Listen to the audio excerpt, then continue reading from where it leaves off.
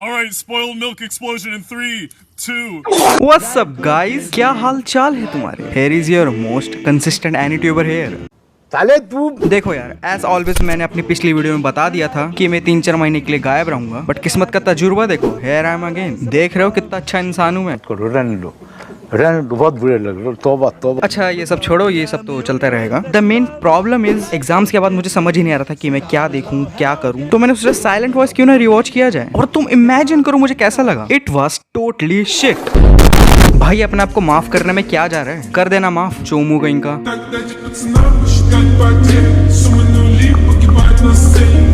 के लोड़े क्षितिज कॉपी करता है या साला।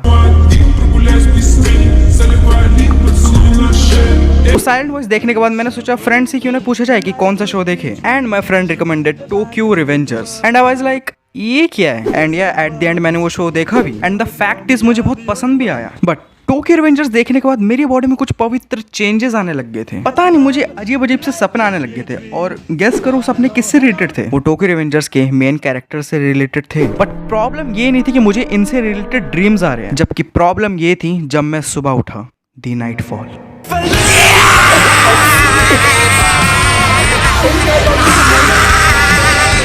गाइस टोक्यो रिवेंजर्स फॉलो करती है एक नर के ऊपर जो अपनी मादा को बचाने के लिए अतीत में सफर करता है, बिकॉज वो अपने अंग को उस मादा के भाई के अंग से जोड़कर, you know what I mean, handshake.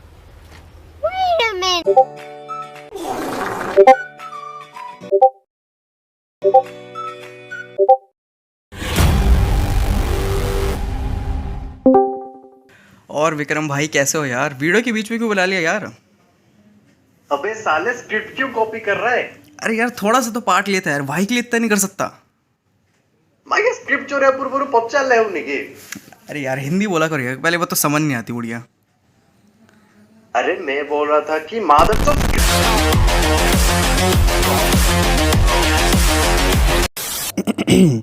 So guys, no more bakchodi, let's get into the video. सो देखो टोक्यो रिवेंजर्स का anime for me it was totally amazing, because यार इस टाइप का शोनन कॉन्सेप्ट मैंने अभी तक नहीं देखा था कि जहाँ पे मेन कैरेक्टर सबसे ज्यादा वीक हो फिजिकली। यप फिजिकली ये टर्म जोड़ना बहुत ही मायने रखता है कि तुम इमेजिन भी नहीं कर सकते। टोक्यो रिवेंजर्स का मांगा पढ़ने के बाद मानो या ना मानो, but my perspective literally has changed for some characters like Takemichi. मतलब भाई साहब ये बंदे की विल इतनी स्ट्रांग है कि ये कुछ भी कर सकता है चाहे सिचुएशन कितनी भी वर्स्ट हो, बिकॉज टोक्यो रिवेंजर्स की मांगा की खास बात ही यही है, वो हमेशा ही वही करता है जो ताकेमिची नहीं चाहता है, और ताकेमिची को वर्स्ट सिचुएशन में ले जाकर उस सिचुएशन से ताकेमिची को बाहर निकलते हुए जिस तरीके से वो प्रेजेंट करता है दैट इज टोटली अमेजिंग। और यही कैन वकुई की बहुत स्पेशल बात है, वो लिटरली ताकेमिची को पुश करता है beyond his limit. At first manga का एक्सपीरियंस काफी अमेजिंग और कंफ्यूजिंग था, because it was totally my first manga reading experience, but time to time I got used to it. देखो यार टोक्यो रिवेंजर्स में ऐसा नहीं कि ताकेमिची ही सब कुछ है, क्योंकि यार अगर ऐसा होता तो मैं इसको एंजॉय ही नहीं करता। मैं मानता हूँ कि हमें मैक्सिमम कैरेक्टर्स के पास्ट लाइफ और उनके बैकग्राउंड के बारे में नहीं बताया है, और इस चीज को लेके बहुत क्या सभी लोगों ने बहुत क्रिटिसाइज किया है। तो उन लोगों के लिए मैं बस ये कहना चाहता हूँ कि यार please at least wait for season 2। पहली शो को तुम टट्टी बोलोगे तो कैसे चलेगा भाई? आई डोंट नो यार, मैक्सिमम टोक्यो रिवेंजर्स के मेन कैरेक्टर्स को इतना क्रिटिसाइज क्यों करते हो, मेरे तो पल्ले पड़ता नहीं है। बिकॉज यार अगर तुम इमेजिन कर रहे हो कि एक चूतिया सा लड़का कलर के बाल लेकर चूतिया तरीके से पावर लेकर एक आप हीरो बनना चाहते हैं, तो ये सब देखने को नहीं मिलेगा तुम्हें, बिकॉज यार ताकेमिची को बनाया ही इस तरीके से गया है ताकि लोग उससे रिलेट कर सके, क्योंकि हम में से मैक्सिमम ताकेमिची की तरह ही है, एक्सेप्ट तुम्हारे पास बंदी नहीं है एंड मेरे पास भी नहीं है। देखो यार मेन कैरेक्टर को सुपर पावर्स देकर कोई भी उसको हीरो बना सकता है, बट बिना पावर के किसी कैरेक्टर को कैसे शाइन करना है learn from this guy. He has done a flawless job in building up the Takemichi's character, but it is not even about Takemichi, the side characters are even too good. Literally भाई आगे आने वाले scenes का बस wait करो तुम इसकी journey देखने के लिए। But again it is not even about Mitsuya, Ryuguji Chifuyu, it's about all of them that completes the whole story, because Ken Wakui has very well written these characters that makes them so good and realistic. Like Kazutora, ये character एक बहुत ही अच्छा example इस चीज का कि जब एक इंसान गिल्ट नहीं संभाल पाता तो उसके साथ क्या होता है, चाहे तो सुसाइड कर लेता है और नहीं तो दूसरों के ऊपर वो इल्जाम लगा देता है कि इसकी वजह से हुआ है ये सब, and because of this he goes into darkness. और ऐसा ही रियलिज्म जब मैंने बाकी कैरेक्टर्स में देखा तो आई वाज सो इम्प्रेस्ड। और अब मैं ऐसा नहीं कह रहा कि ऐसा रियलिज्म मैंने बाकी शोज में नहीं देखा है, ऑब्वियसली मैंने देखा है, बट यार टोक्यो रिवेंजर्स में खास है कि इसके कैरेक्टर्स अलग हिट करते हैं यार। अबे साले जोक्स अपार्ट, टोक्यो रिवेंजर्स के कैरेक्टर अगर हम कंपेयर करना चाहे तो किसी से भी कर सकते हैं, बट यार इस कंपैरिजन का सेंस नहीं बनेगा, बिकॉज इट्स लाइक कंपेयरिंग आलू भुजिया विद कड़ी चावल। मतलब क्या ही कंपेयर करोगे यार तुम, या फिर comparing me with other any tubers. Obviously मैं ही बेटर हूँ इसमें।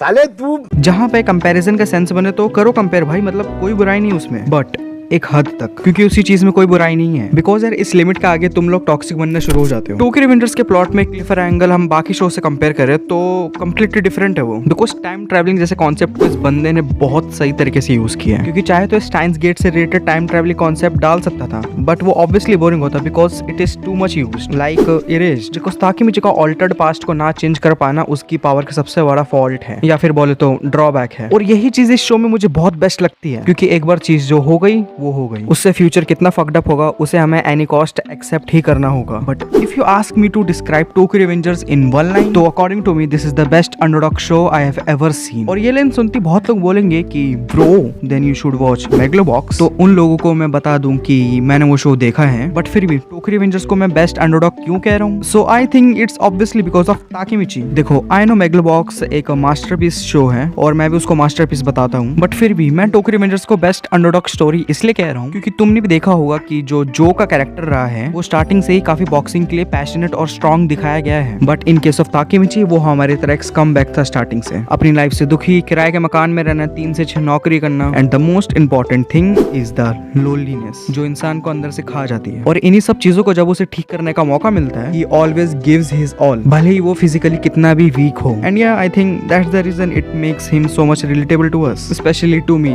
सो मच। ऐसा फील आई डोंट थिंक यार मेगलोबॉक्स मुझे दे पाया था, और इससे मैं बिल्कुल भी ये साबित नहीं कर रहा कि मेगलोबॉक्स एक मास्टरपीस नहीं है। एंड मेरे भाई इफ यू आर थिंकिंग कि सीजन 1 में क्या ही क्लिफहैंगर देखने को मिले हैं, तो यार मैं बस ये कहना चाहता हूँ कि तुम इमेजिन भी नहीं कर सकते आगे क्या आने वाला है।